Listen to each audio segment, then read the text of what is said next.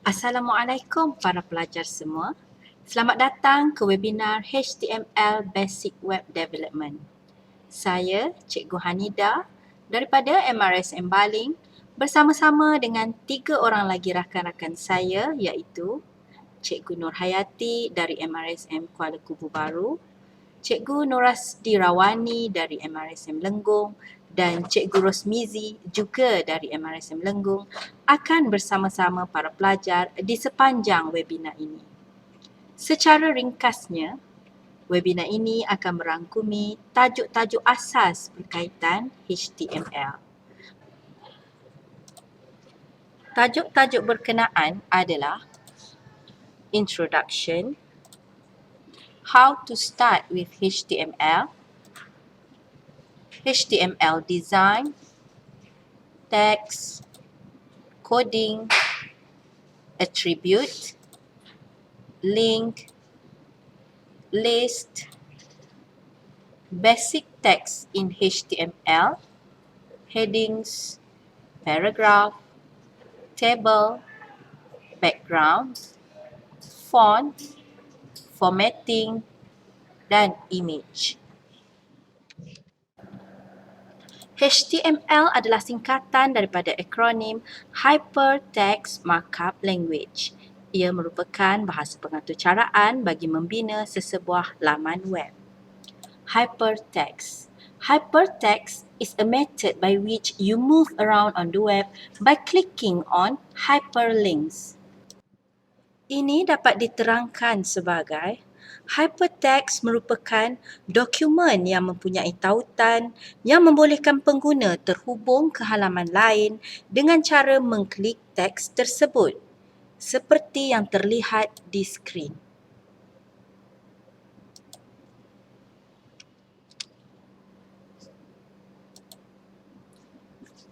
Markup is what HTML text do to the text inside them. Dapat didefinisikan bahawa markup language adalah merupakan bahasa komputer yang terdiri daripada sekumpulan atur cara untuk mengatur struktur dan menyampaikan maklumat. Untuk pengetahuan para pelajar, HTML adalah bahasa termudah dan asas dalam pembangunan laman web. Oleh itu, pengetahuan asas dalam HTML akan membantu anda untuk memahami bahasa pengatur caraan yang lebih sukar seperti PHP, ASP dan JavaScript. HTML ditulis dalam text file dan ia merupakan bahasa pengatur caraan yang tidak memerlukan compiler untuk mengcompile. Ianya terus boleh dibaca oleh web browser atau perisian pelayar internet seperti Internet Explorer, Firefox, Safari, Opera dan Chrome. Oleh yang demikian, HTML boleh ditulis dengan menggunakan perisian yang paling ringkas iaitu Notepad ataupun Notepad++. Pengetahuan dalam bahasa HTML akan dapat memudahkan anda memahami sesuatu pengatur caraan dan menjimatkan masa untuk anda mengubah suai sesuatu laman web. Ini kerana sebarang kod pengatur caraan memerlukan HTML sebagai pelantar kepada paparan satu-satu laman web. Sebelum kita teruskan dengan topik yang seterusnya, iaitu bagaimana untuk mula mencipta fail HTML, ingin saya tunjukkan di sini contoh HTML bagi sesuatu laman web. Mula-mula pelajar perlu buka mana-mana perisian pelayar internet atau web browser seperti Microsoft Edge, Safari, Firefox atau Chrome. Contoh yang saya tunjukkan di sini ialah dengan menggunakan Chrome. Buka mana-mana laman web, kemudian right click atau klik kanan pada background laman tersebut. Pilih View Page Source. Para pelajar akan dapati satu tab baru dibuka yang memaparkan atur cara HTML bagi laman berkenaan. Tetapi, tidak semua laman membenarkan pengguna untuk mencapai source code mereka. Okey, demikian serba sedikit contoh atur cara HTML yang boleh anda lihat. Sekarang, jom kita pergi kepada topik yang seterusnya. Bagaimana untuk mula mencipta fail HTML. Perkara yang penting sebelum bermula adalah mempunyai keperluan asas terlebih dahulu iaitu sebuah komputer untuk memudahkan proses belajar, perisian pelayar internet, perisian suntingan teks asas dicadangkan Notepad atau Notepad++ dan capaian internet. Mencipta fail HTML. Satu fail HTML akan dikenali dan dikendali oleh sistem berdasarkan kepada jenis sambungan atau extension untuk fail tersebut. Untuk HTML, ia mempunyai dua jenis sambungan iaitu .htm, fail versi lama atau .html iaitu fail versi baru. Bagi mencipta fail HTML yang baru, kita perlu membuka perisian suntingan teks ringkas iaitu Notepad. Buat masa sekarang, belum ada sebarang kod pengatur caraan ditulis. Kita hasilkan fail HTML kosong sebagai latihan yang pertama. Klik pada menu File dan kemudian terus ke pilihan Save As. Seterusnya, berikan nama untuk fail ini. Katakan sebagai contoh, laman utama .html.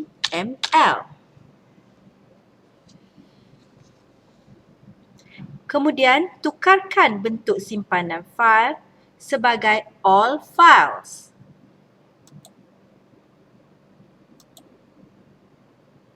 Ini sangat penting. Sekiranya anda tidak menukarkan kepada format all files, Notepad akan menyimpan fail ini dalam format perisiannya dan tidak menukar kepada fail HTML. Seterusnya, buat pilihan untuk encoding kepada UTF-8 bagi membolehkan fail HTML diakses oleh apa jua peranti sama ada di komputer, tablet atau telefon mobil. Anda boleh menyimpan fail ini di mana-mana directory yang boleh dicipta dalam komputer anda.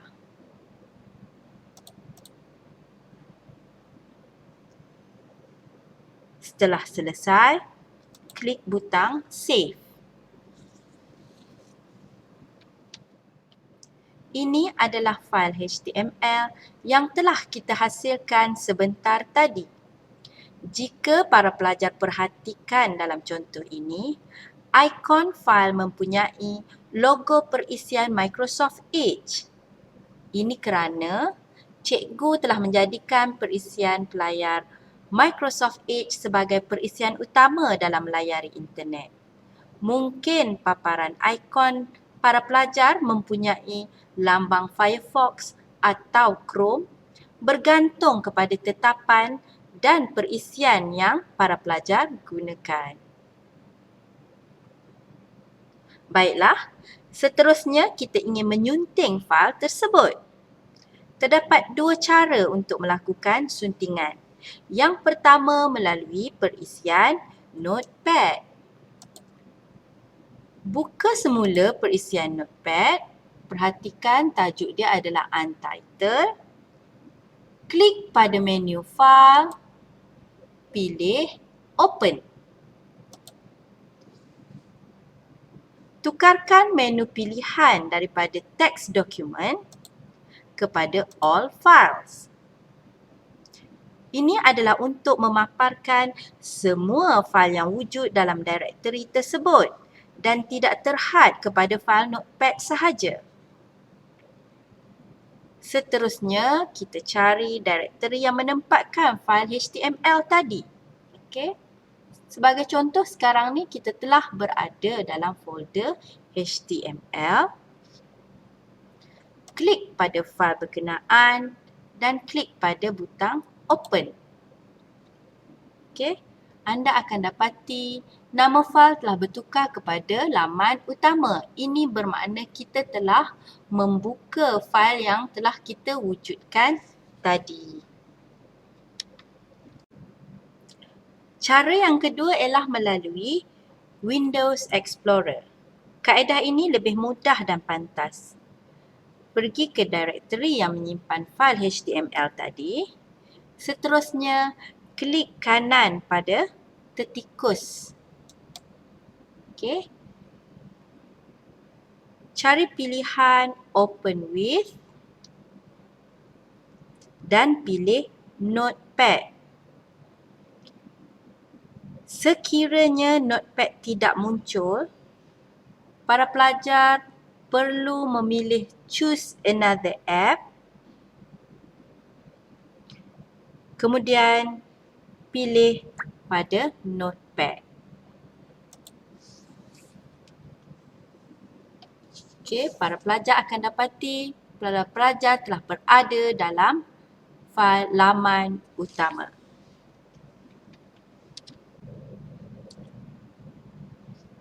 Seterusnya, kita akan pergi kepada topik reka bentuk HTML.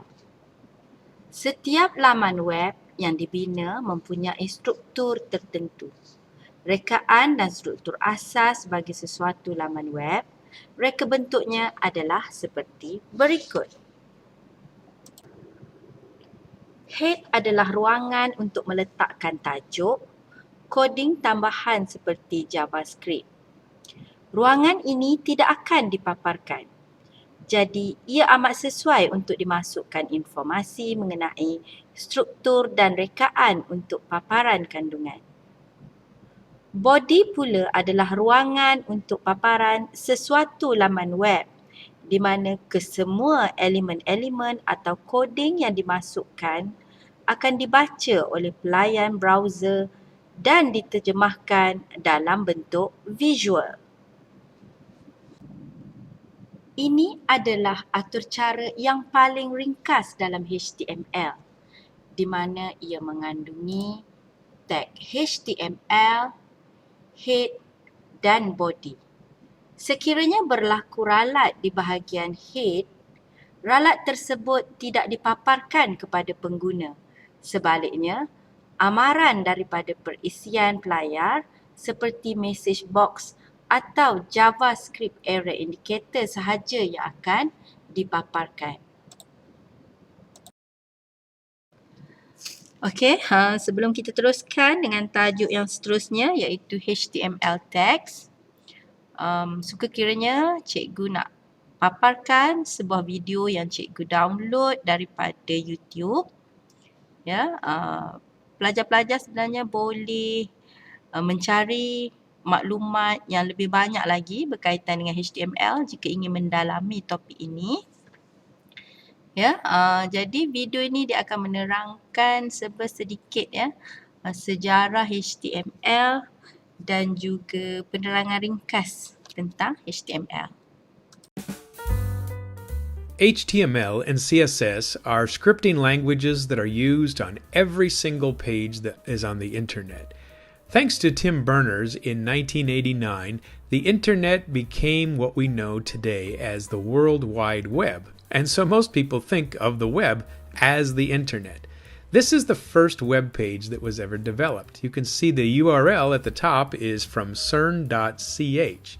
And ch, interestingly enough, is the URL for Switzerland.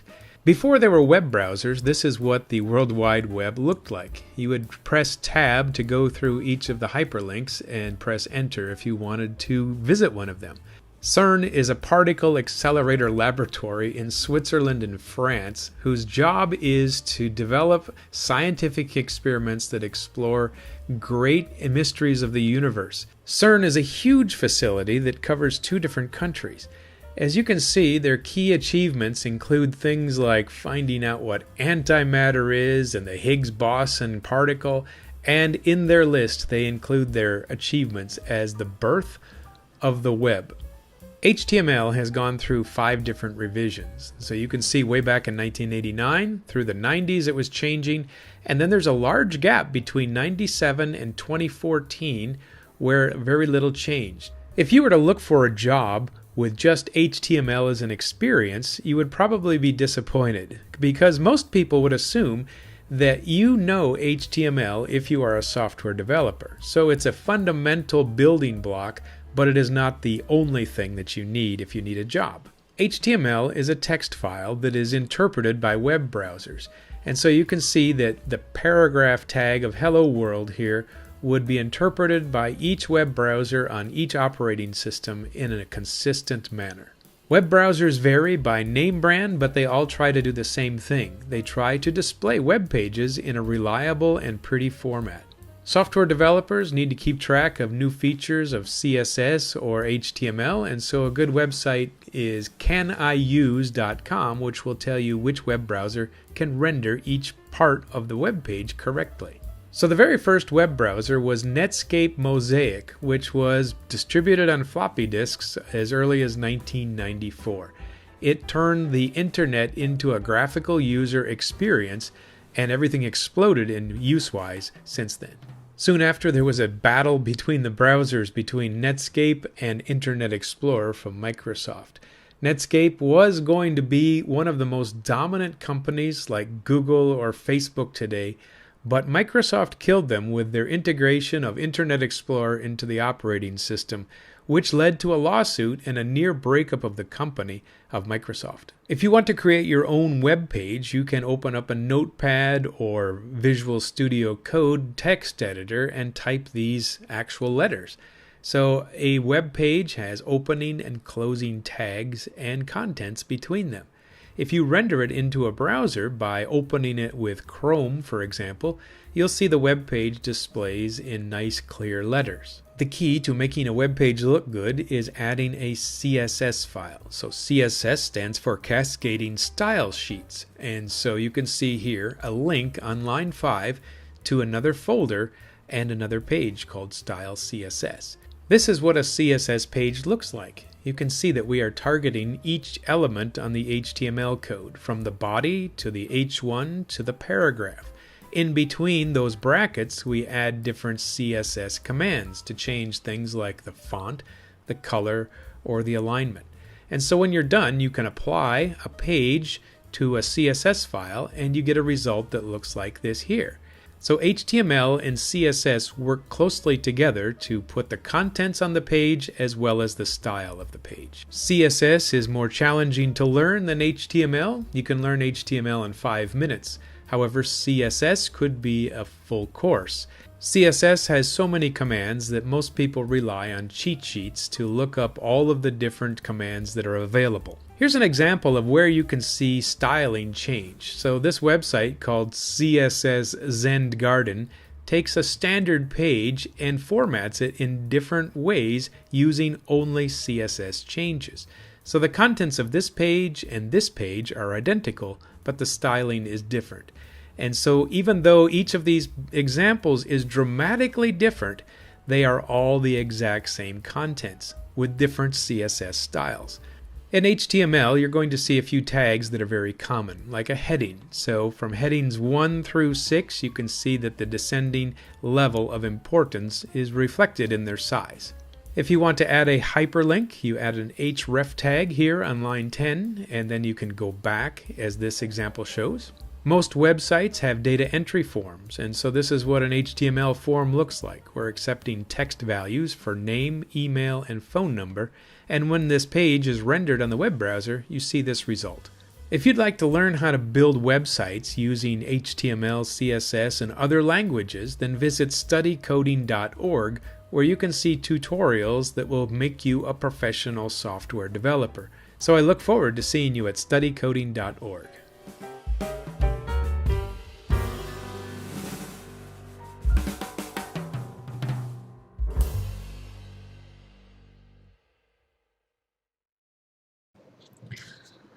Okey, itu tadi video yang telah disediakan oleh studycoding.org. Sebenarnya ada lagi beberapa website yang pelajar-pelajar boleh gunakan jika ada keinginan untuk lebih mendalami dan belajar sendiri. Antara website yang boleh pelajar gunakan ialah SoloLearn, SoloLearn, W3 Schools, W3 Schools ni ada banyak informasi yang sangat bermanfaat dalam tu lah. Jadi cikgu cadangkan dua website ni. Di samping lain-lain website yang ada, boleh explore lah.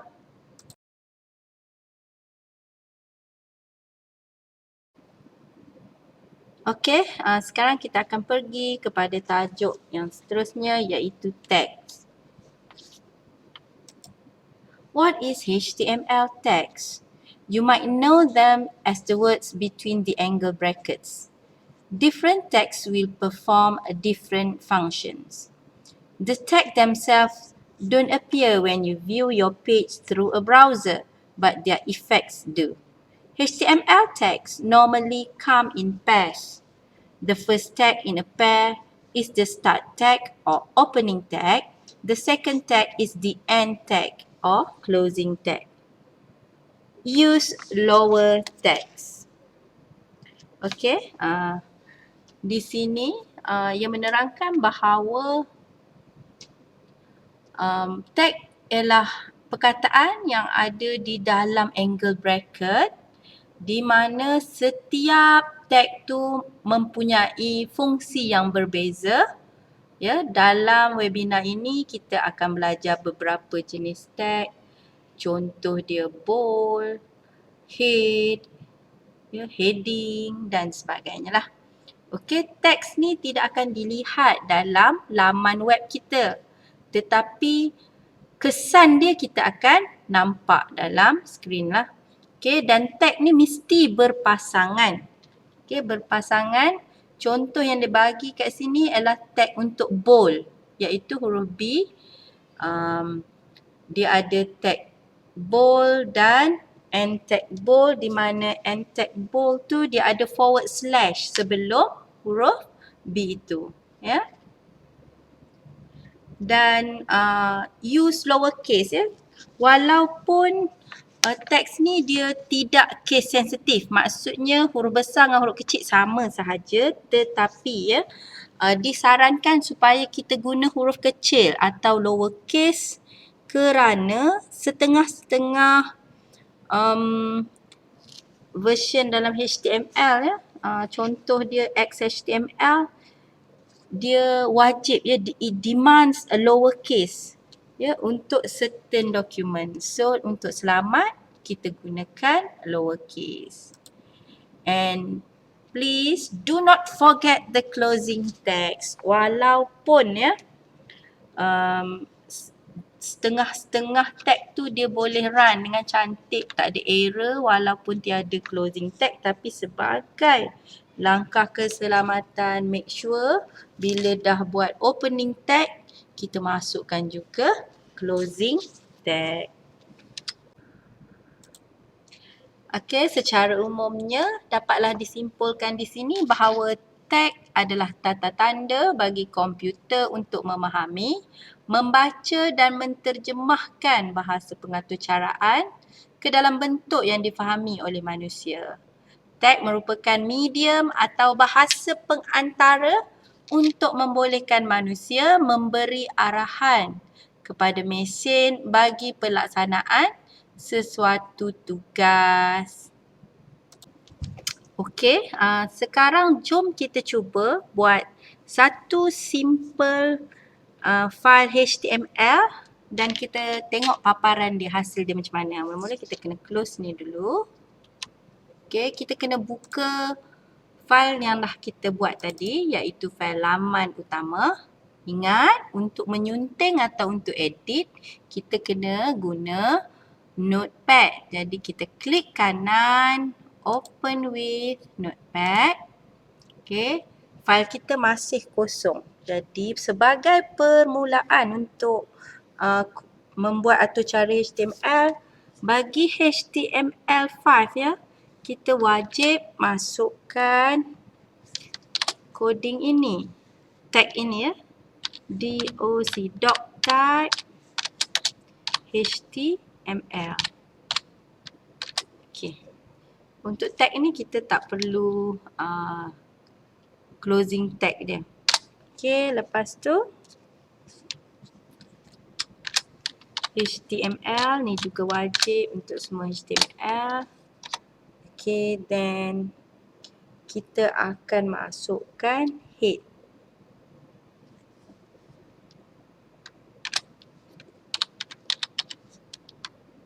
Okey, ini bahagian head iaitu bahagian yang tidak akan dipaparkan, tapi kat sini kita boleh masukkan title dia lah.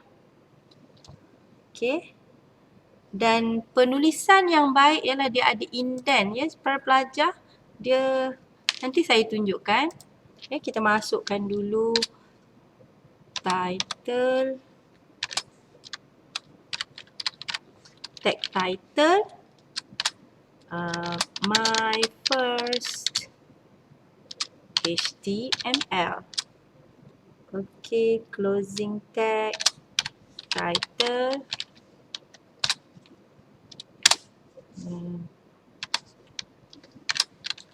closing tag head. Okay, head dah settle. Sekarang kita akan masukkan pula body dia. Okay. Okay, let's say sekarang kita nak buat heading ya, contoh heading. So dalam ni untuk tag heading kita ada H1. Kita try H1. Heading 1. Okay, nanti kita tengok hasil dia ya. Okay, kita akan buat H1 sampai H5. Jadi tak perlu type setiap satu. Copy and paste. Ya, 4 kali.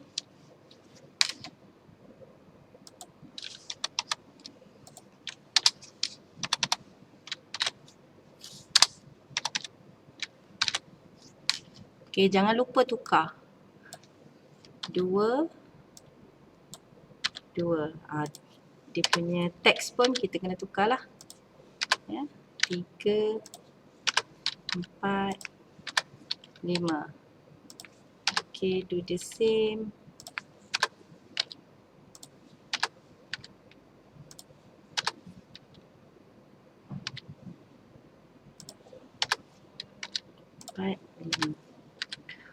Okay, so seterusnya kita masukkan end tag untuk body. Dan last, end tag untuk HTML. Okay, so kita dah masukkan title, my first HTML. Nanti kita tengok di mana hasil dia. Dan juga dalam body kita masukkan heading 1 hingga heading 5. Alright, kita save. Kita double click kat sini. Pergi dekat directory tadi, double click. Okey, ini adalah hasil dia. Title tadi dia akan masukkan di atas ni ya, dekat tab ni. My first HTML. Heading 1 ini output dia. Size tulisan besar. Heading 2, heading 3, 4, 5 dia semakin mengecil. Inilah dia hasil dia untuk heading 1. Untuk heading tadi, untuk atau cara kita tadi. Kita kembali kepada notepad. Okey, kalau tengok macam mana cikgu buat ya. Untuk HTML, dia punya end tag, indent dia selari. Seterusnya head, cikgu masukkan indent ke kanan. Ini adalah cara penulisan yang betul. Ya, susunan dia kena tersusun. Dalam head ada title. Dan title ni sebab dia di dalam head, jadi kita buat indent ke dalam satu daripada head. Begitu juga dengan body. tag body dengan end tag body perlu selari, dan everything in between body tu, dalam body tu kena ada indent juga. Okay. So ini adalah cara penulisan yang betul. Kalau buat macam ni, ya, ni nama dia penulisan tak tersusun, ya. Elakkan buat begini, memang tak boleh lah. Tapi ya, kita cuba save. Okay, kita cuba run. Okay, kalau tengok hasil dia tetap sama, dia tak ada error, ya, walaupun tak tersusun. Tetapi sebagai seorang programmer, ya, tak bolehlah buat macam ni, tak bagus, sebab bila kita nak melihat semula kepada coding ni, kita nak study one by one, kalau ada error, dia akan menyusahkan diri sendiri dan orang lain. Jadi bila macam ni, lebih mudah untuk kita faham dan kita detect. Okay, so kita kembalikan dia kepada asal yang tadi. So inilah contoh coding pertama yang agak simple dan hasil dia boleh nampak tadi, ya. Nanti nak tambah warna dan sebagainya, tunggu. Okay. Okay, settle dah tadi untuk topik teks. Sekarang kita pergi kepada attributes. Okay. Attributes digunakan bersama-sama dengan tag. Apabila web browser membaca kod attribute, ia juga akan mencari tag yang digunakan. Dengan menggunakan attribute, pembangun laman web dapat mencantikkan lagi laman web tersebut. Terdapat banyak set attribute yang dapat digunakan bagi setiap tag. Walau bagaimanapun, dalam webinar ini kita hanya akan memberi contoh dua jenis attribute yang boleh kita gunakan. Okay. Attribute diletakkan dalam ruangan tag dan sebelum penutup untuk setiap tag. Selalu dia panggil in the opening tag. Okay, cuba tengok dekat skrin sekarang. Ini adalah jadual generic attributes, di mana ada paparan nama attribute, pilihan-pilihan nilai yang kita boleh masukkan or value, dan juga fungsi dia. Okay, let's do some example, ya. Kita buat contoh, ya. Okay, attribute yang kita boleh gunakan. Okay, buka balik file laman utama dalam notepad. Okay, ini kita punya file tadi. Ada heading 1 sampai heading 5 tadi. So sekarang jom kita masukkan attribute yang pertama, iaitu align. Align ni untuk kita setkan teks tu jadi left, center or right. Duduk di kiri, di tengah atau di kanan skrin. Okey, cara dia nak masukkan attribute. Okey, ini kita punya tag kan, H1 untuk heading 1. So di sini kita masukkan, ini yang dinamakan opening. In the opening tag tu dia. Okey ya. Okey, kita masukkan space bar. Okey, untuk align, kita masukkan align sama dengan. Okey, sama dengan. Align ni adalah nama attribute itu.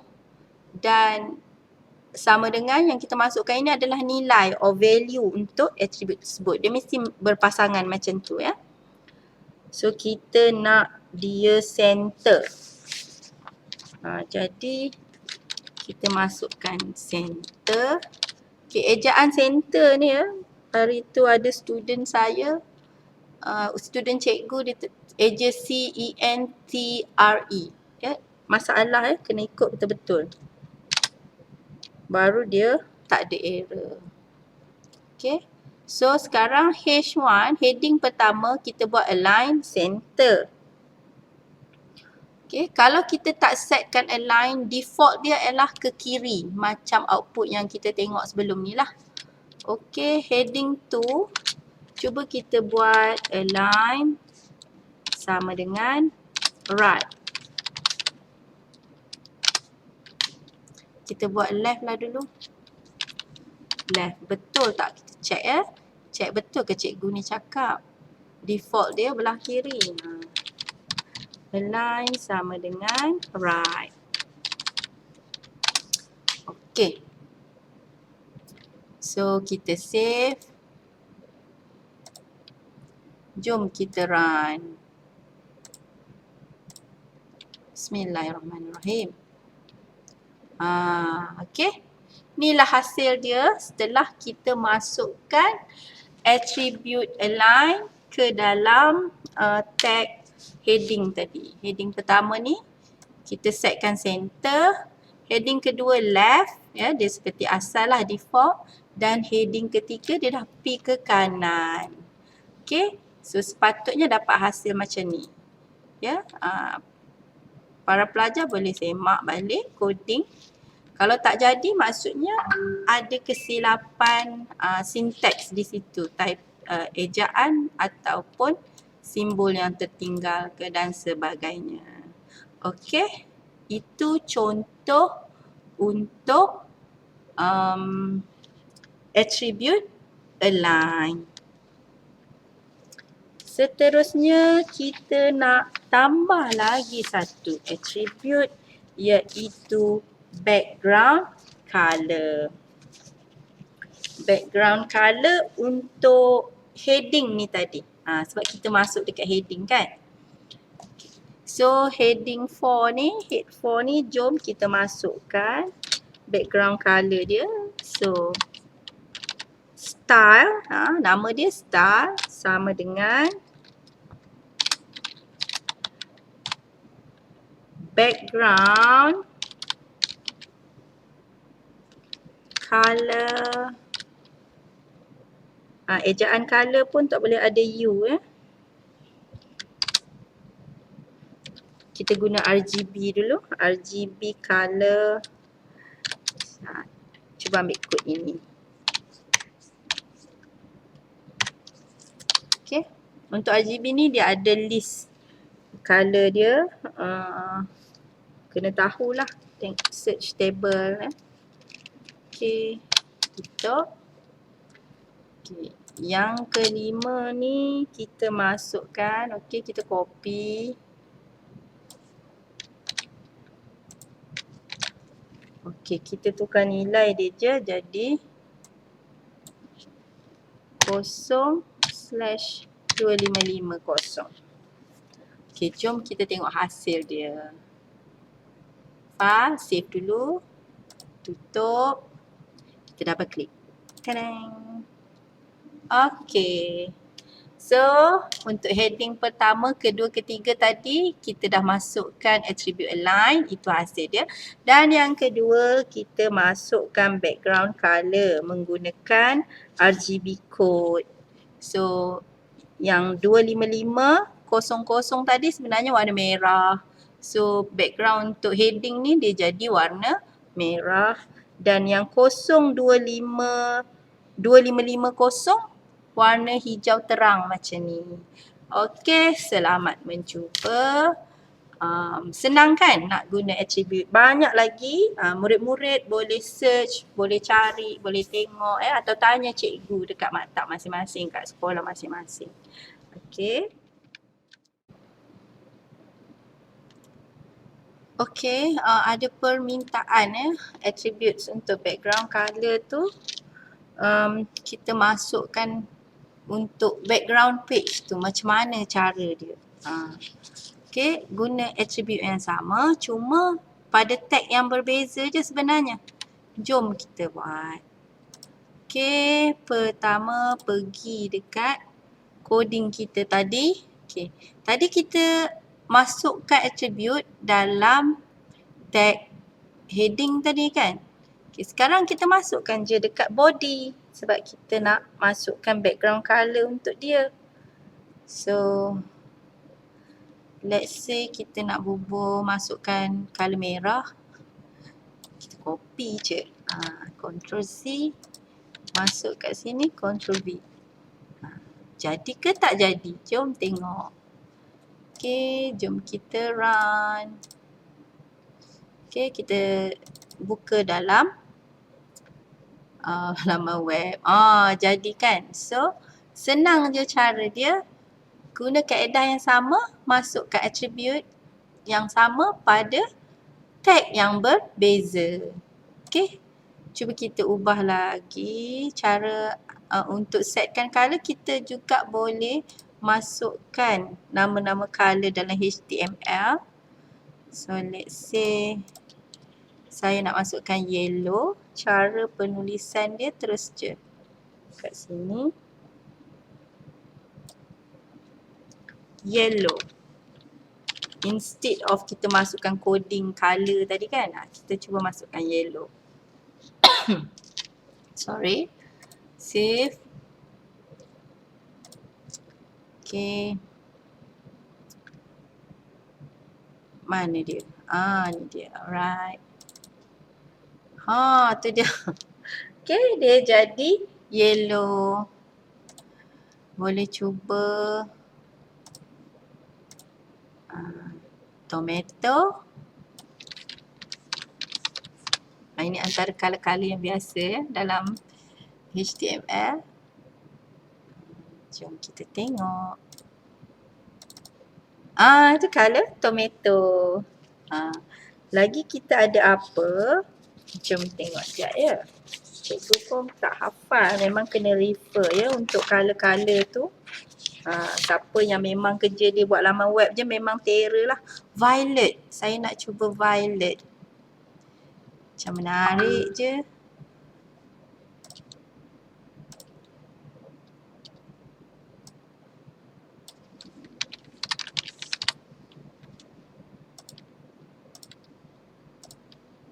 Okay, Violet. Where are you, Violet?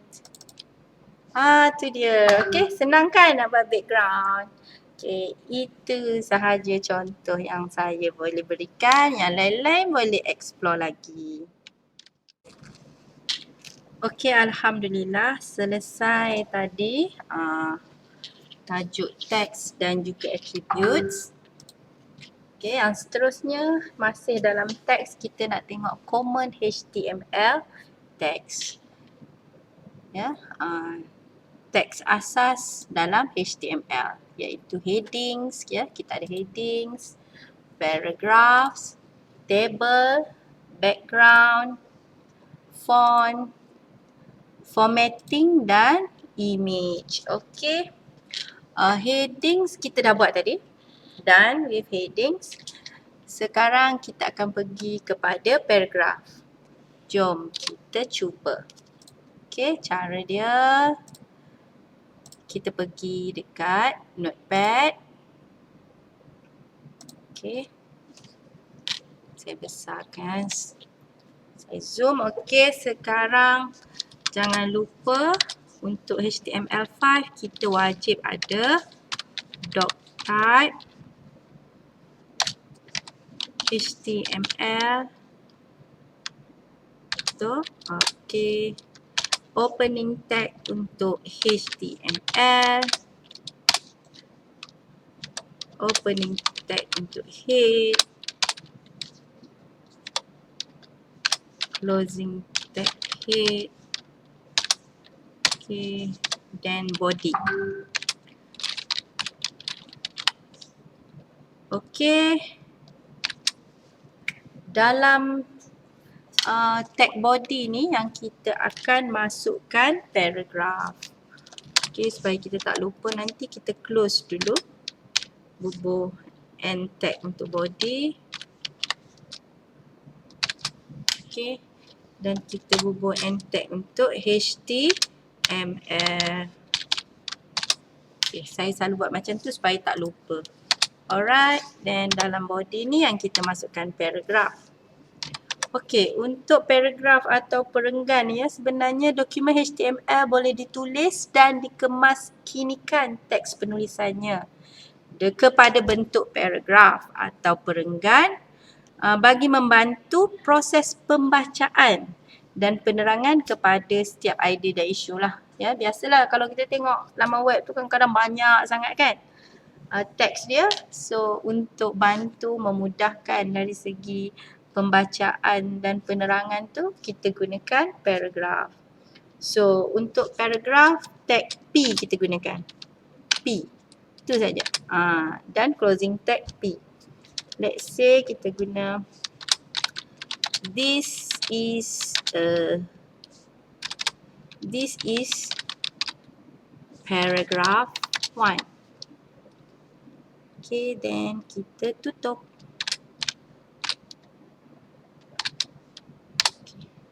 Kemudian masukkan paragraph 2, paragraph 3. Seperti biasa, kita copy. Lepas tu kita paste. Tukarlah jadi 2. Tukarlah jadi 3. Mari kita tengok hasil dia. Okey, sebelum tu kita kena savekan dia kepada format HTML. Jangan lupa.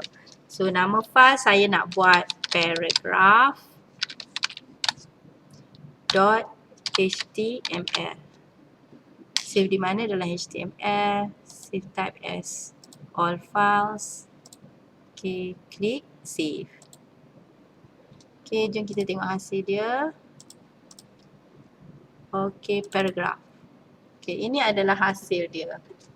So, dapat dilihat paragraph ni dia buat selang satu baris. Okey, walaupun dekat source code tadi, dekat notepad tadi kita tak ada minta selang baris. Okey.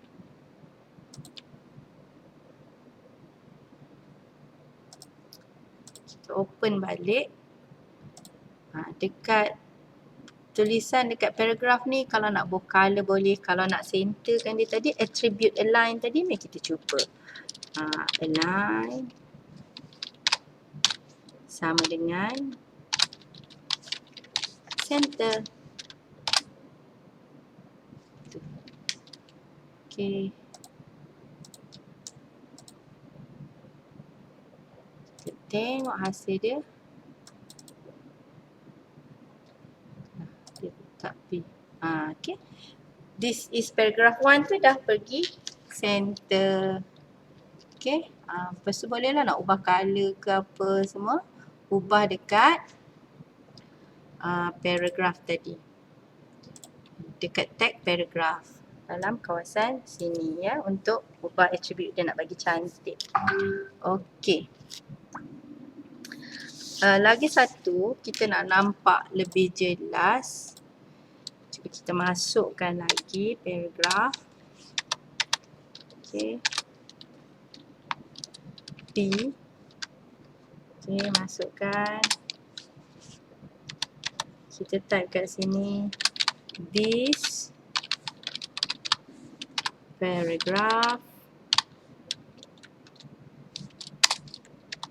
Turun bawah. Contains a lot of lines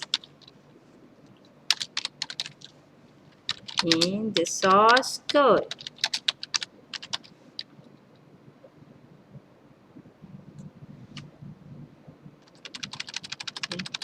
Of lines, turun bawah, in the source code. Source code means dalam notepad ni lah. Okay, kita buat dia banyak-banyak baris. Kita nak tengok hasil dia. But the browser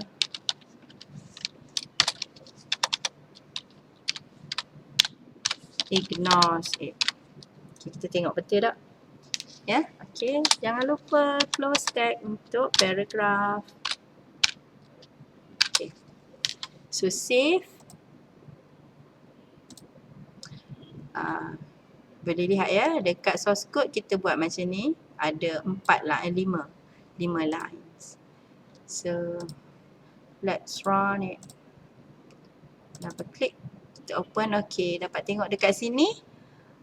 Coding yang kita buat tadi, hasil dia. This paragraph contains a lot of lines in the source code. But the browser ignores it. Okay. So, dia akan jadi satu line. Dia selagi muat, dia akan masukkanlah teks tu dalam browser ni, dalam screen ni. Dia akan masukkan satu line. Itulah gunanya ada paragraph tu, senang nak susun. Okay. Okey, seterusnya kita sambung lagi contoh paragraf ni. So kita copy je ni. Kita paste dekat bawah. Ya. Okey, tadi kita buat teks tu dalam banyak-banyak lines pada source code, tapi dalam web browser dia tak begitu dia di preview dalam satu line. Yang ini kita cuba bubuh space di antara teks tu banyak. This paragraph contains a lot of spaces in the source code but the browser ignores it. Cuba kita tambah kat sini. Tambah ni jauh-jauh. Kita tengok dekat browser jadi macam mana. Okay. Ini coding kita tadi. File save. Dalam paragraf. Hasil dia. Okay. Masih sama hasil dia. This paragraph contains a lot of spaces in the source code but the browser ignores it dalam satu baris. So, bila kita masukkan paragraf tu tadi, browser ni abaikan kalau ada ruang kosong banyak-banyak, dia jadikan hanya satu ruang kosong. Dan kalau ada lines yang banyak pun selagi muat dia masukkan dalam satu line. Okay, itu berkaitan dengan paragraf. Seterusnya kita akan pergi kepada line break. Okey, seterusnya line break. Okey, line break ni HTML line break ni pula antara elemen tag yang biasa digunakan dalam menghasilkan satu penulisan isi kandungan yang menarik. Okey, jika kita perhatikan dan bandingkan dengan elemen dalam paragraf tadi, ya. Kalau dalam paragraf tadi kita akan dapati jarak antara dua baris. Paragraf tu dia akan menghasilkan view dalam double spacing atau jarak dua baris. Jadi sekiranya kita nak menghasilkan paragraf yang tidak mempunyai jarak, jadi kita kena guna line break lah. Ya. Ataupun dalam Malay dia panggil pemutus baris. Okey, jom kita tunjukkan apa yang dimaksudkan tu. Okey, cara dia, kita copy lah file ni. Banyak sangat nak type nanti kan. Ctrl C, kita buat new file, kita paste. Okey. So dekat sini, ni paragraf tadi kan. Kita buat line center tu untuk nampak lebih jelas. Okey, sekarang kalau kita nak tambah break, kita buat kat sini. Okey, this is, kita tambah line break kat sini dengan memasukkan tag BR. Okey, BR sahaja. Tutup. A para BR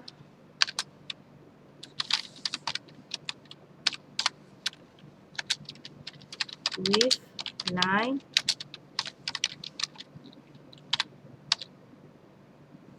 breaks. Okay, tutup.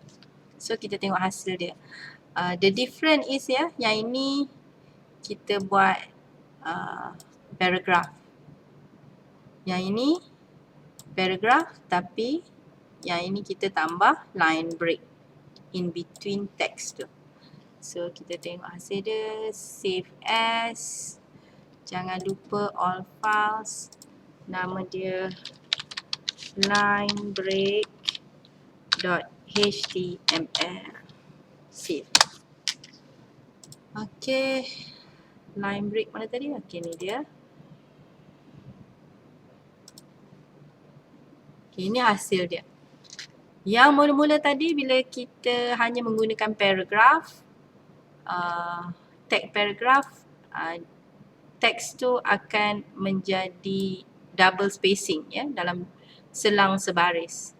So tetapi jika kita tak nak dia berselang, kita kena tambahkan ataupun kena guna tag line break. Kita tengok dia still ke bawah tetapi dia still turun kepada line yang baru atau paragraf baru tapi tidak ada jarak, tidak ada selang satu baris. So secara umumnya itulah kegunaan line break.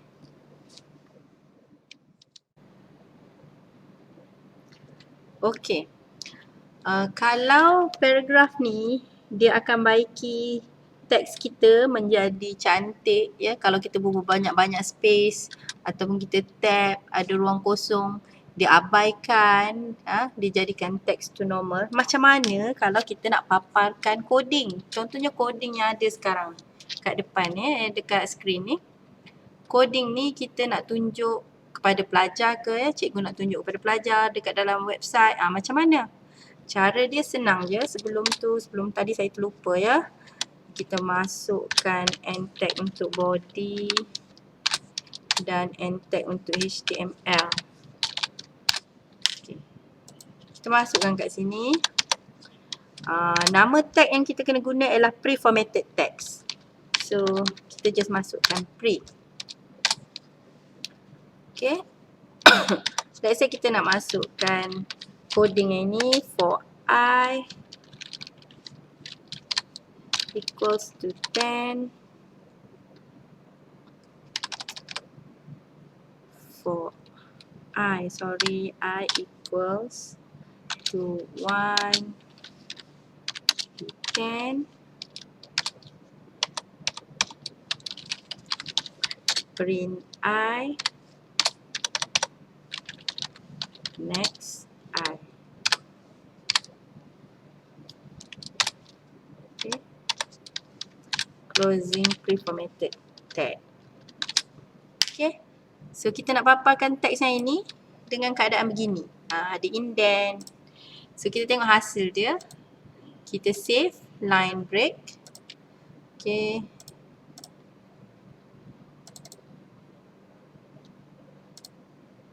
Okay, ini hasil dia.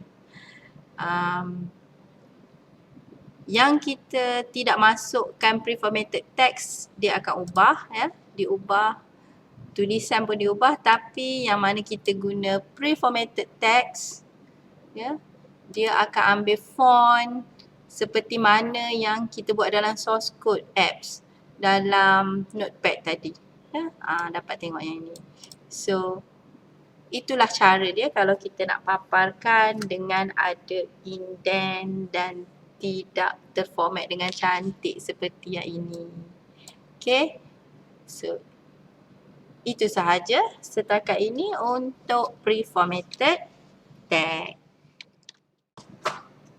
Okay, common text yang kita dah belajar, heading, paragraph pun dah settle tadi.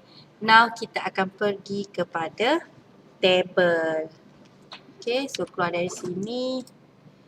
Kita tengok. Ya, kita buka notepad. Jangan lupa copy dulu. File new. Okay, dalam body ni kita delete lah yang kita dah guna tadi. So, kita nak masukkan table atau jadual dalam kita punya website. Okay, cara dia. Okay, untuk table, dia punya tag ialah table. Okay, table. Okay. Kemudian, dalam table, kita ada tag sokongan. Tag sokongan ni maksudnya dia bergabung lah, dia kena guna tu. Iaitu tag table row, berapa banyak row ataupun baris yang kita nak, dan juga table column atau divide, kita guna TD. So mula-mula kita setkan table row dia, TR. Okay, Dalam table row yang pertama tu kita ada table column TD. Dalam tu kita nak bubuh tulisan baris 1. Lajur 1. Okey, kita close tag TD. Masuk lagi kolom yang kedua.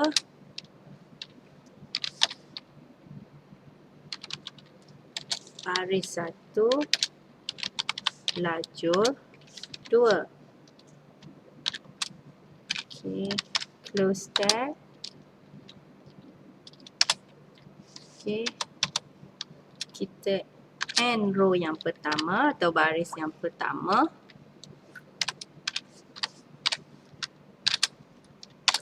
Dan kita masukkan baris yang seterusnya, table row. Okey, dalam lajur yang pertama atau kolom pertama kita kena buat TD baris 2, lajur 1 pula. And tag. Okey, TD baris 2 lagi, tapi lajur 2.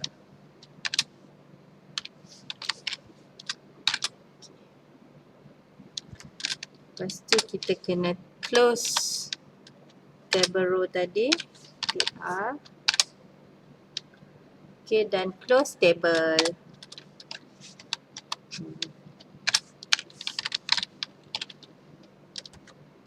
Let's see hasil dia. File, save as, table.html. All files, save. Okay, kita tengok hasil dia. Sorry.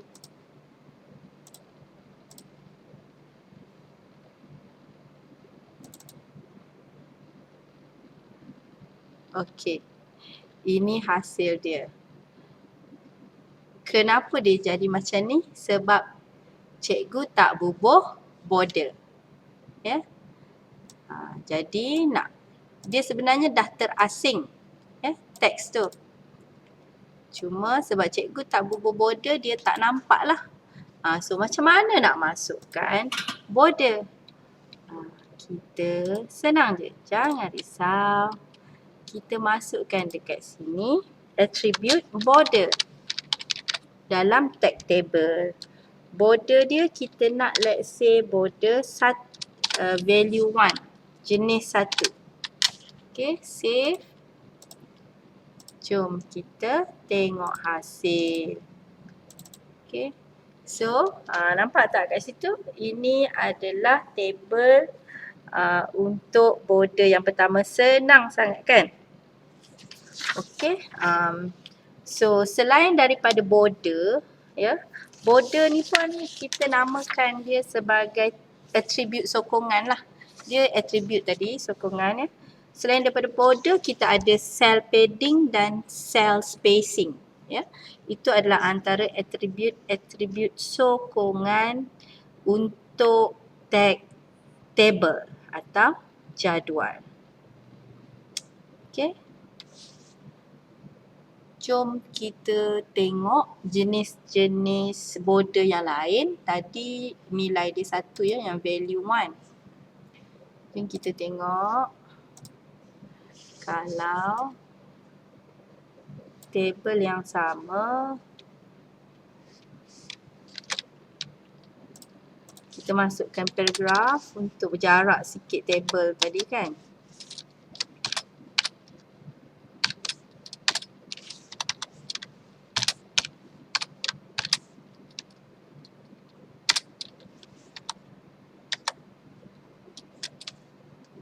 Kita paste balik. Saya dah copy coding yang pertama ni tadi. Ya, saya dah copy, nak bagi nampak ni. Kemudian saya paste coding yang sama. Cuma kali ni kita nak bubuh border type 2 value dia 2. Kita save. Kita tengok hasil. Bismillahirrahmanirrahim. Okey. Nampak ada beza tak dekat situ? Macam sama kan? Okey, tapi kalau perhatikan border yang di luar type 2 ni dia bold kan berbanding dengan table yang pertama. Okey. Okey, sebab guna notepad dengan browser tadi ambil masa untuk cikgu klik notepad, save, pergi pula kepada directory untuk open dalam browser. Jadi cikgu akan gunakan screen yang dalam W3 Schools ya. Lagi satu dalam ni dia ada color-color, tulisan tu dibezakan tag tu dengan color coklat. So lagi mudah lah. Okay. Dan jimat masa. Jadi sekarang kita tengok ini coding yang tadi ya, cikgu dah masukkan di sini dan output dia akan paparkan di sebelah kanan ni. Okay. Untuk coding yang ini with border 1, output dia bahagian atas ni. Dan untuk coding border 2, output dia, hasil dia yang ni ya. Okay, seterusnya tadi cikgu ada cakap tentang attribute sokongan iaitu cell padding dan cell spacing. Apa benda pula ni kan? Okey. Cell padding adalah jarak antara kandungan data-data di dalam sel dengan dinding sel. Sekiranya tidak dinyatakan, nilaian default dia ialah kosong. Nak tambah dia senang je. Let's say dekat table yang pertama, kita nak ada jarak antara teks dan dinding sel tu. So, cell padding, sorry, huruf kecil. Kita tambah je. Cell padding. Oh sorry, ini attribute ni kita tambah dekat sini.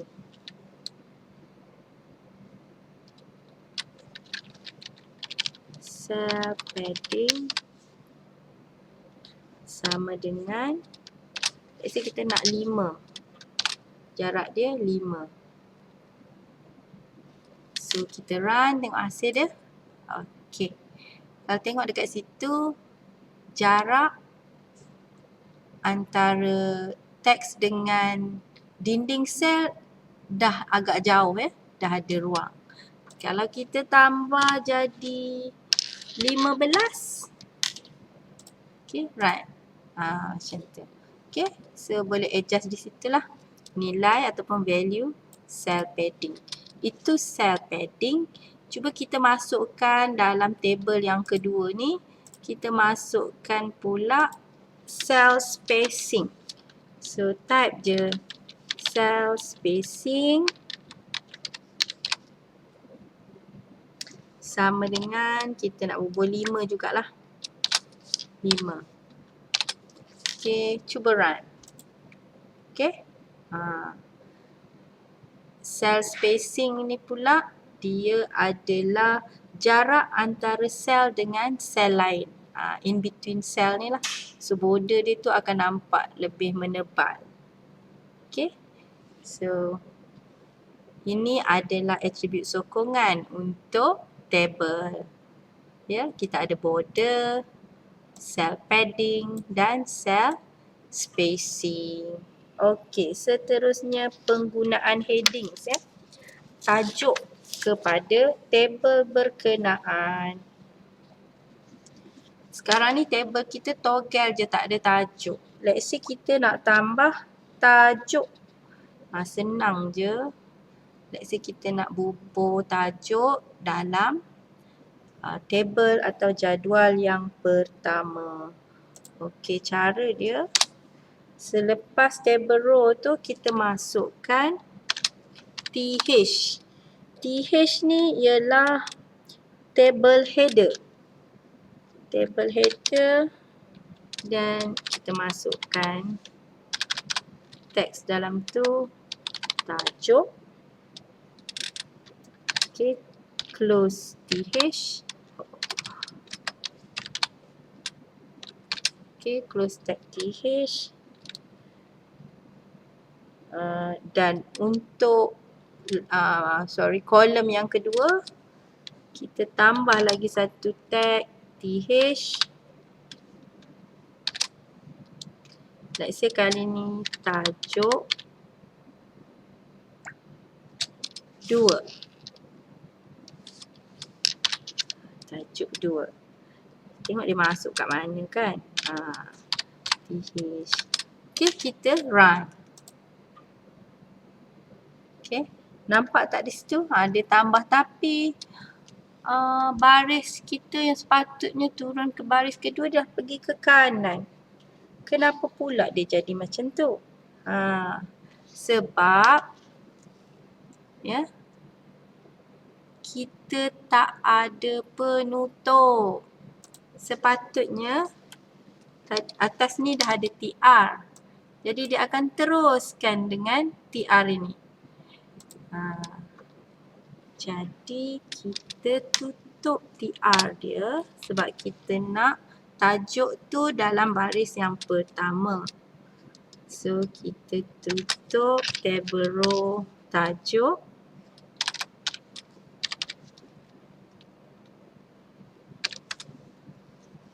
Dan untuk baris 1, lajur 1, baris 1, lajur 2 ni, baris seterusnya kita open table row baru. Okay, dan dah ada tutup dah ni. Cuba run.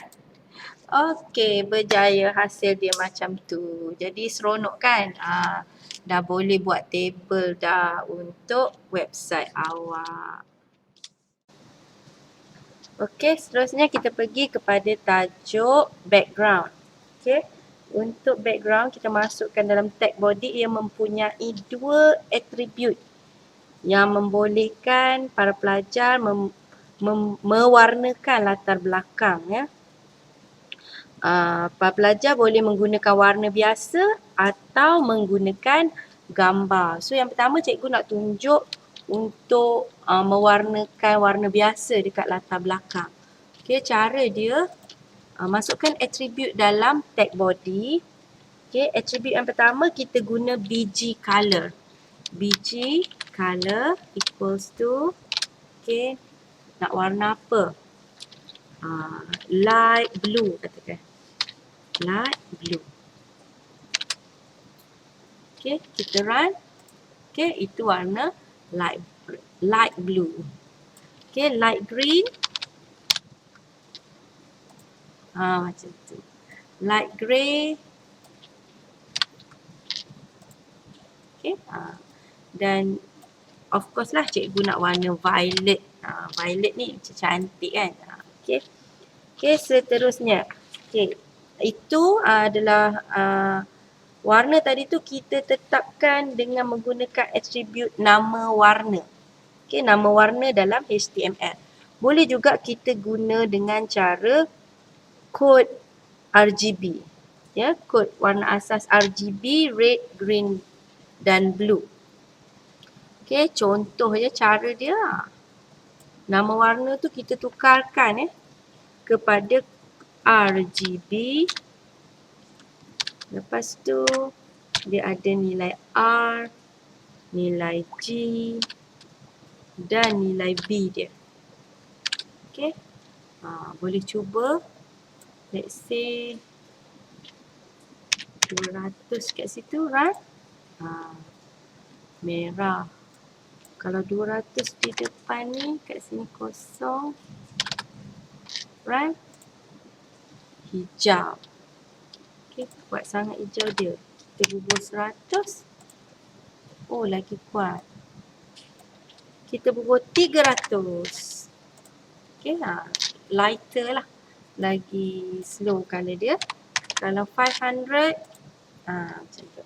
Okay, para pelajar boleh cuba. Dan kita ada table RGB sebenarnya. Cikgu tunjuk table RGB. Okay. Ini dia table RGB. Okay.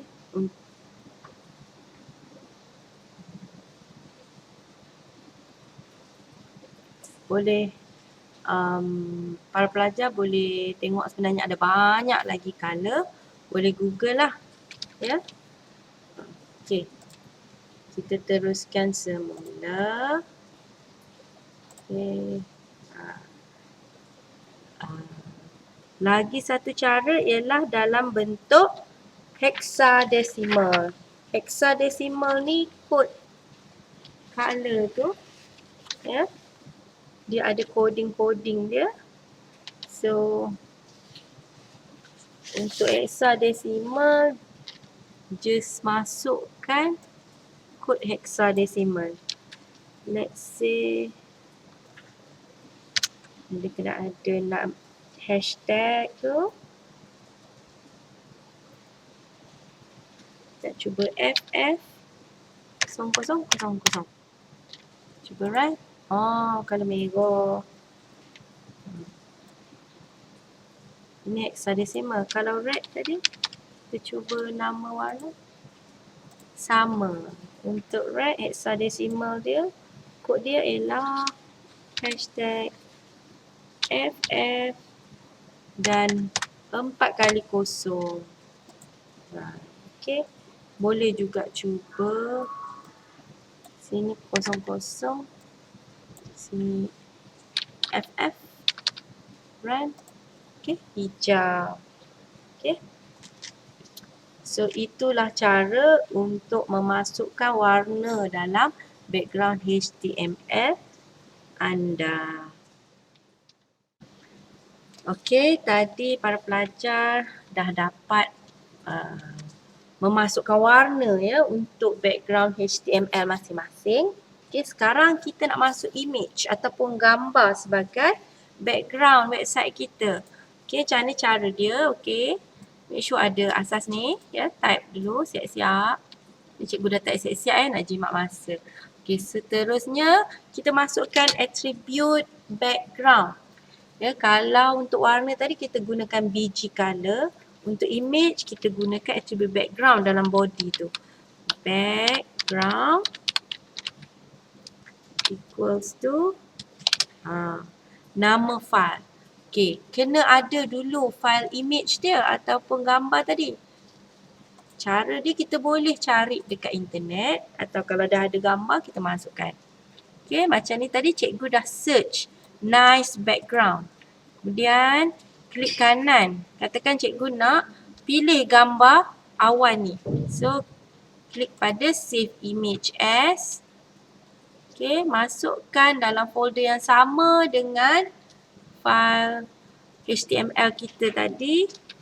Namakan dia sebagai awan.jpg. Okay, all files. Save. Okay, seterusnya kita pergi balik dekat notepad tadi. Okay, kita masukkan nama file dekat attribute background. Nama file awan.jpg. Okay. Kita save. File save as. Okay, dalam folder yang sama. Background.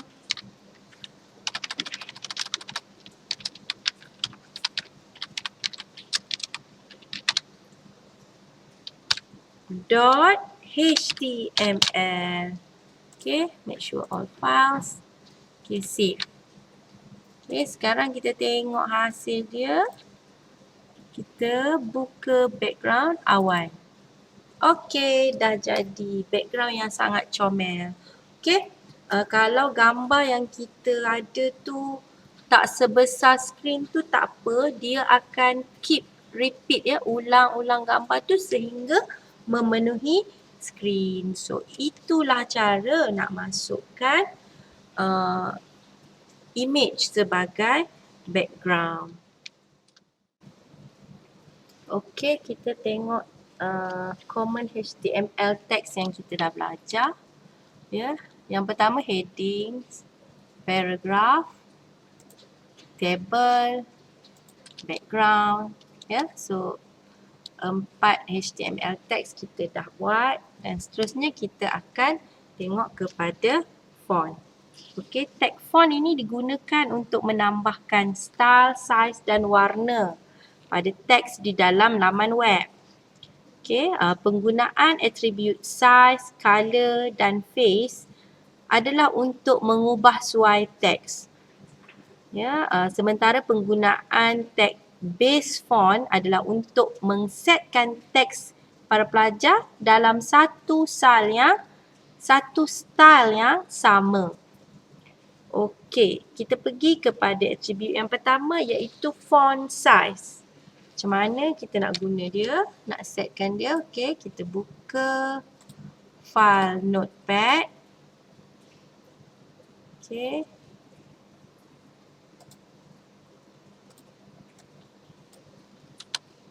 Okey, make sure ada tag asas ya. Kemudian dalam body tu kita masukkan paragraph.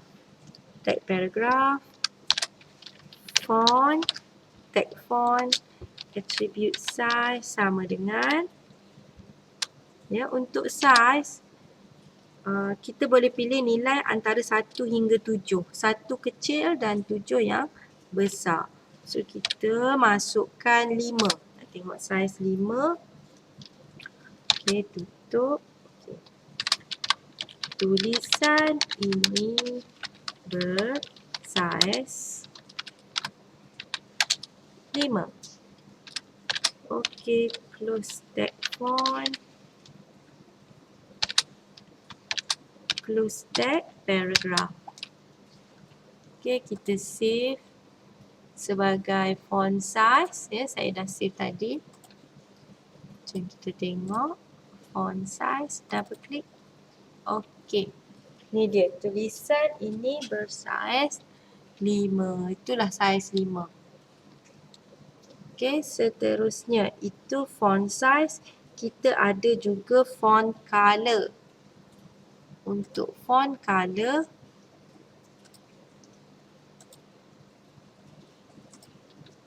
okey, menggunakan file yang sama. Okey, paragraph,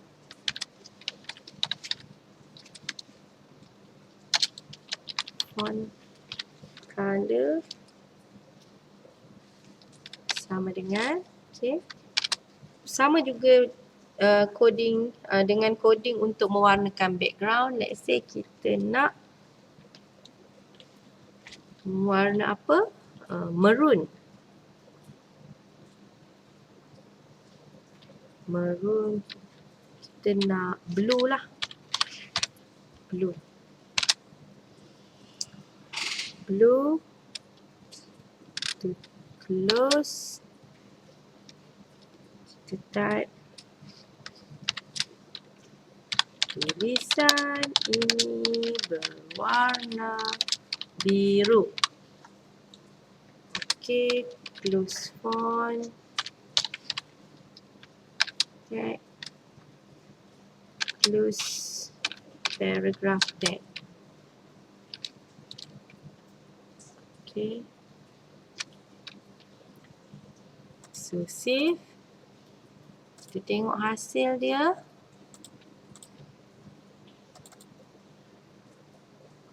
Okay. Tulisan ini berwarna biru. Okay, so itu nak tukar color font. Dan seterusnya kita ada font face.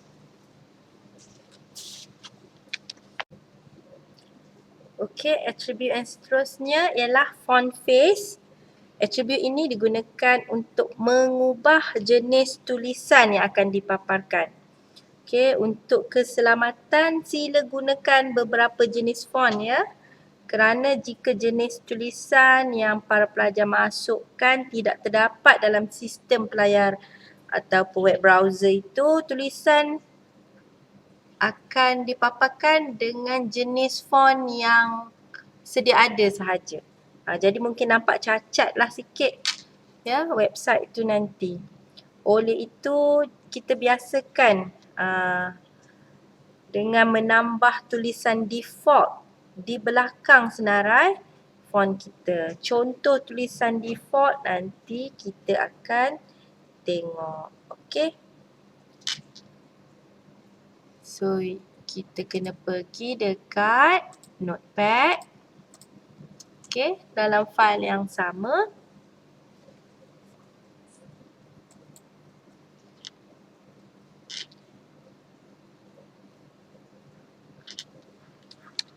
Okey. Kita masukkan paragraf. Okey. Font. Attribute face. Okey, sama dengan apa? Okey. Poor Richard is the best tulisan yang saya rasalah. Saya suka pakai Poor Richard. Okey. Kalau tak ada Poor Richard, kita guna Bookman, All Star. Kalau tak ada, kita guna Book, Antica, dan German. Okay. Close tag. Okay. Dia agak panjang jadi kita buat turun.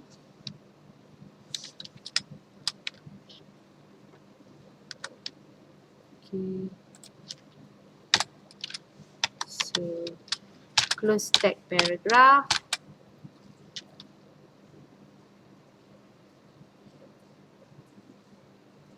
Okay, sebelum itu kita kena masukkanlah tulisan. Dekat sini perenggan ini mempunyai jenis tulisan. Okey. Mari kita cuba.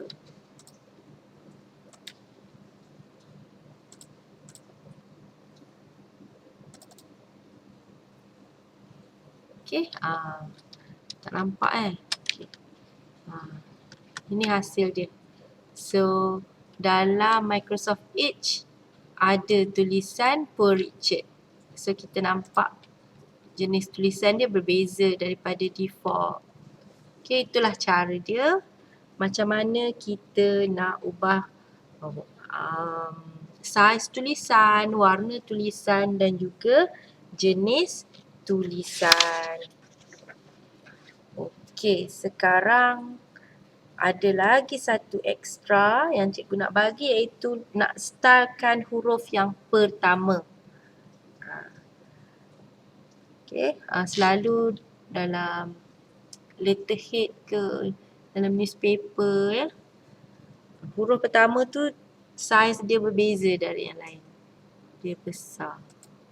Okey, cara dia kita pergi dekat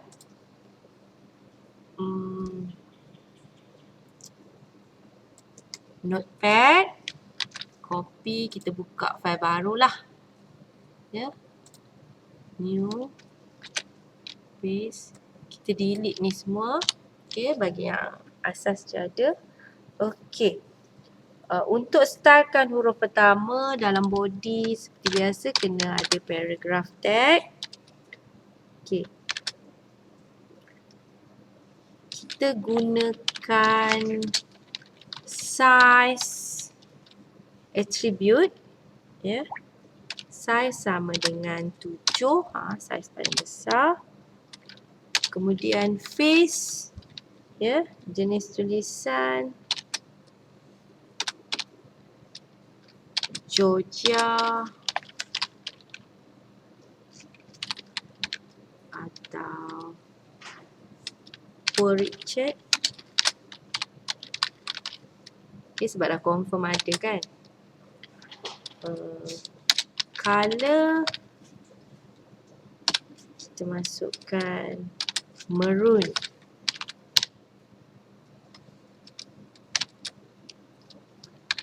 Okay, close dia. Okay, teks yang kita nak setkan dengan saiz 7 tadi ialah S. Lepas tu kita close font tag tu. Kita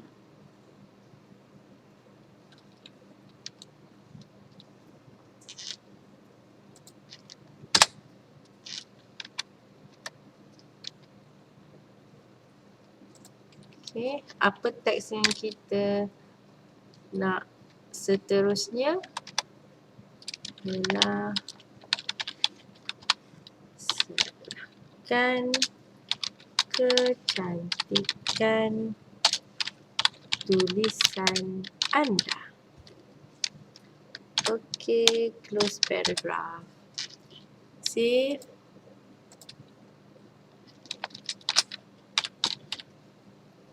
Font. Style.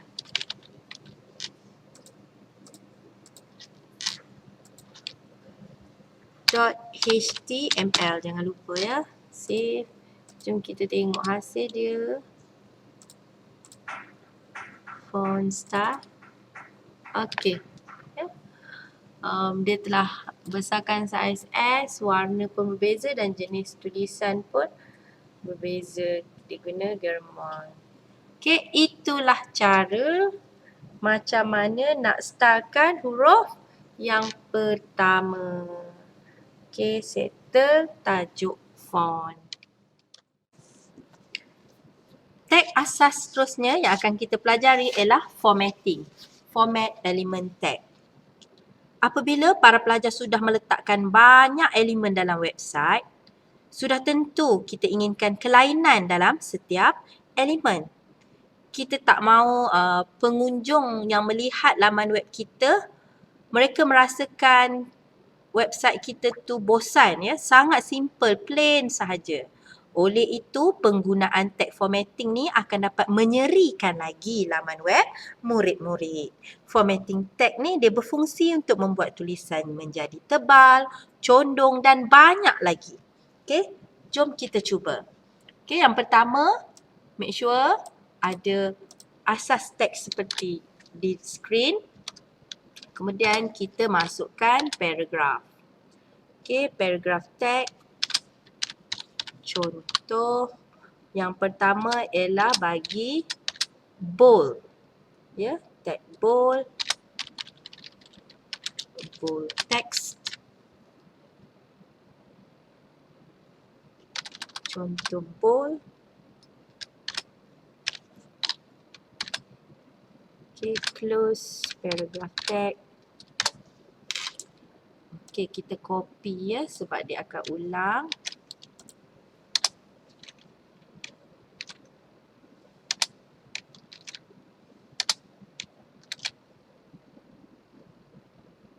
Kita nak buat 8 contoh. So, paste sebanyak 7 kali lah. Okay. Lagi satu kot. Okey, yang pertama bold. Menggunakan tag B. Okey, yang kedua emphasize. Emphasize.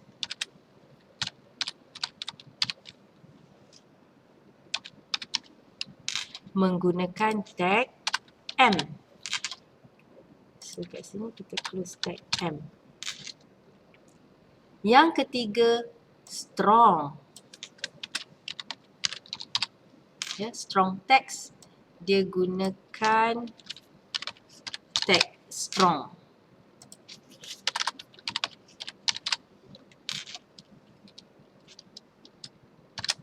Yang keempat, kita ada italic. Italic text.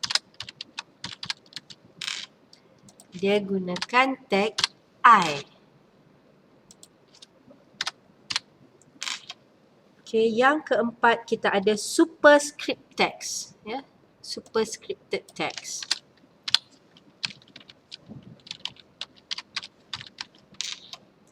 So dia guna tag sup.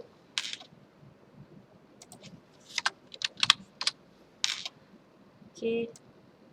Yang seterusnya subscripted text.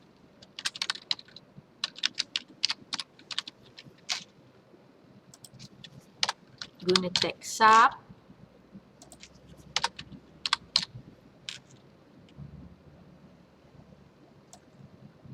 Seterusnya struct through.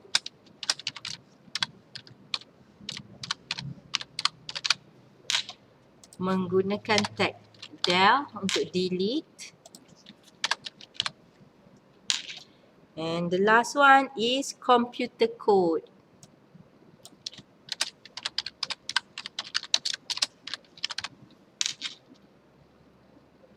Menggunakan tag code.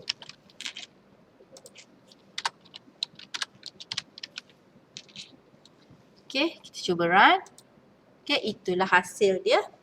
Ini adalah contoh untuk bold, emphasize, strong, italic, superscripted, subscripted, struct through dan computer code.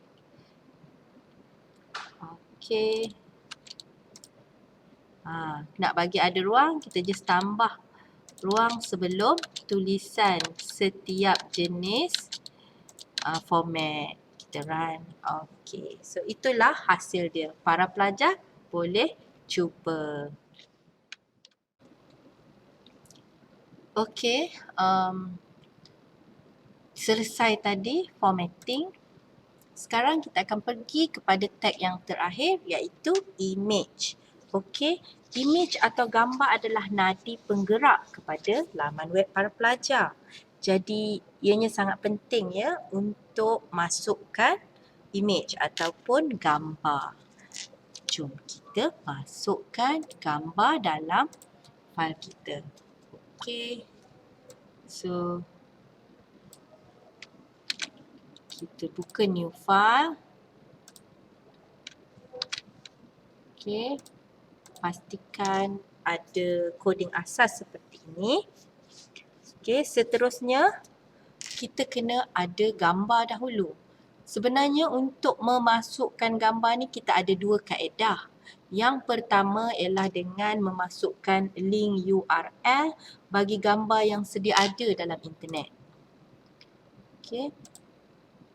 Ni contoh tadi cikgu dah Google, dah search gambar pantai.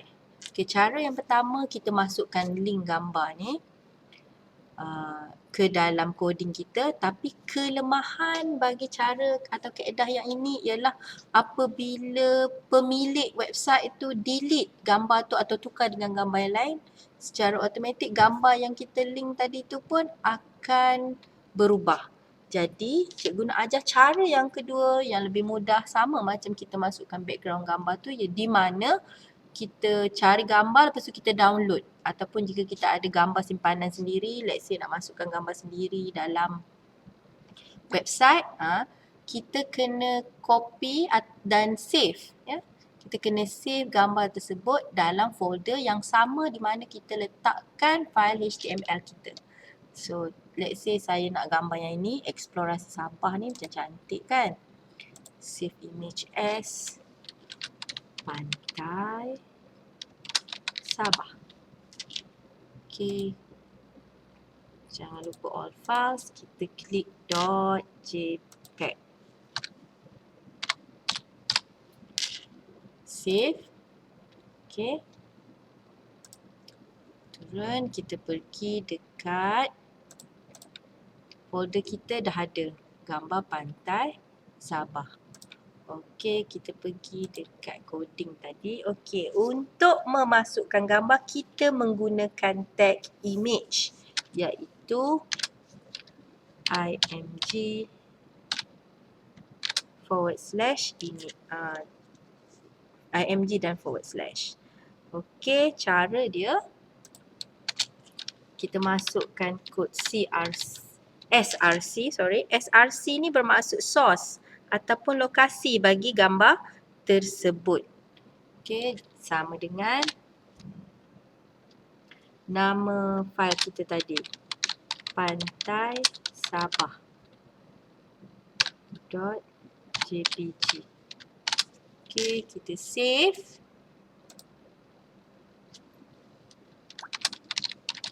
Pantai Sabah.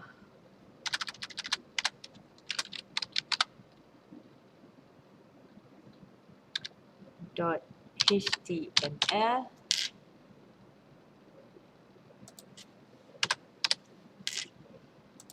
Okay, all files, save. Jom kita tengok hasil dia. Pantai Sabah. Okey, gambar tadi telah dimasukkan mengikut original size dia lah. Okey, sekarang macam mana kalau kita nak ubah size dia? Kita nak besarkan sikit dan kita nak kecilkan sikit ke? Okey, kita boleh setkan dia dengan memasukkan attribute height and width. Okey, cara dia, kita pergi balik pada coding. Okey, selepas nama file tu kita terus masukkan height dia. Height dia kita nak berapa? Okey, let's say saya nak masukkan 450 pixel. Okey, jangan lupa bubuh ni. Width sama dengan saya nak 600. Lebar sikit. Kita save. Kita tengok hasil dia. Bismillahirrahmanirrahim. Dia dah jadi besar, tapi gambar ni jadi pecah lah. Nampak kurang menarik kan? Okey, kena cari gambar yang beresolusi tinggi. Kalau nak bagi dia cantik. Okey, seterusnya. Ataupun tak nak pecah, dapatkan gambar memang saiznya awak kehendaki lah. So, dia takkan pecah. Dan seterusnya, kita tengok dia duduk kat tepi tu macam tak molek je kan? So, macam mana kalau kita nak ubah saiz dia kedudukan dia ke kanan kan? Senang saja, kita bubuh align. Align sama dengan apa? Right. Ini sama juga macam kita buat align untuk heading kita hari tu. Ingat tak? Align, guna attribute align, value right. Okay, file save.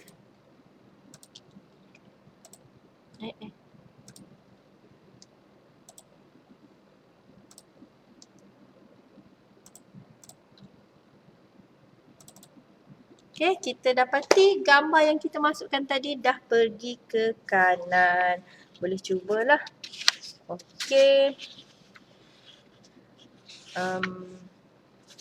Kalau kita nak turunkan sikit, kita boleh guna attribute v-align. So yang itu para pelajar boleh cuba sendiri. Itu sahaja berkaitan dengan image. Selamat mencuba. Tajuk yang seterusnya ialah pautan atau links. Okey, pautan digunakan untuk membuat sambungan kepada laman web yang lain, sama ada laman web kita sendiri, pelajar sendiri ataupun luar dari laman web kita. Laman web ni tanpa pautan ibarat pokok yang tidak berdaun ya. Sebab kita pun tahu tadi fungsi HTML ni dia bekerja dengan cara links. Jadi mesti kena ada link. Okey. Untuk link, yang pertama kita boleh menggunakan attribute href. Okey. Href ni adalah untuk membuat sambungan kepada laman web yang lain. Sambungan mungkin dari sumber ruangan, dalam atau luaran. Okey, jom kita cuba untuk Yang pertama, pautan teks. Ya. Pautan teks kita guna tag A. Okay. A kemudian #ref. Okay, kita guna attribute #ref sama dengan laman web, address laman web yang kita nak guna. Okay, contoh laman web Mara. Okay, kita ambil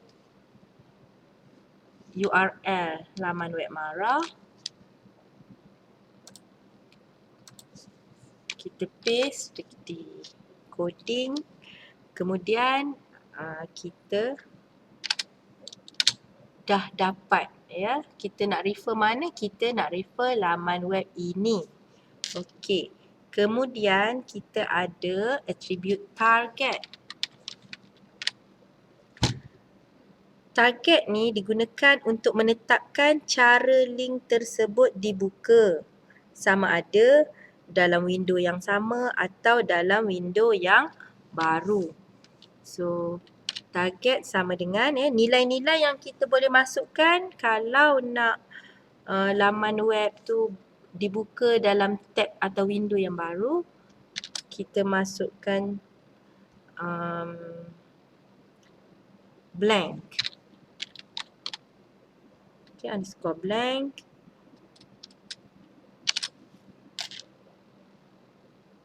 Okay. Blank. Dan kita close. Ni tadi. Kemudian kita masukkan teks apa yang kita nak paparkan pada website kita ni. Ya. Teks apa yang kita nak linkkan dengan website tersebut. Let's say kita laman web Mara. Okay.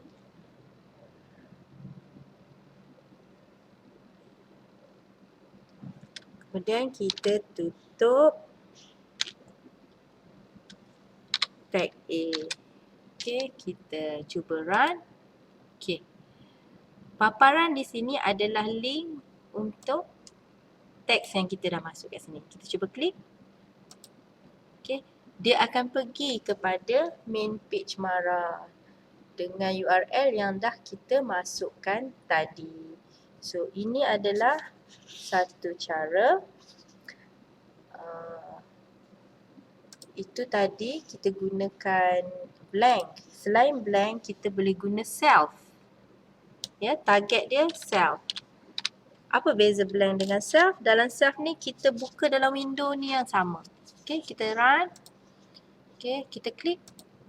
Okay, dia buka dalam window yang sama. So, dia akan papar dekat bahagian run ni lah. Okay. Selain daripada blank dan self, kita ada value parent iaitu buka dalam frame utama dan top. Buka dalam Windows yang sama dan batalkan semua frame. So, itu tadi cara untuk masukkan link di dalam website kita untuk buka website lain. Untuk topik link ni ada beberapa lagi.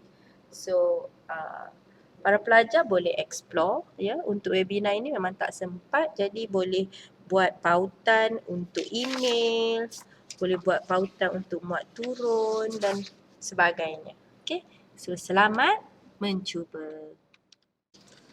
Okay, sekarang kita sampai kepada tajuk yang terakhir iaitu list atau senarai. List ni ialah tag yang digunakan untuk membuat senarai dalam HTML.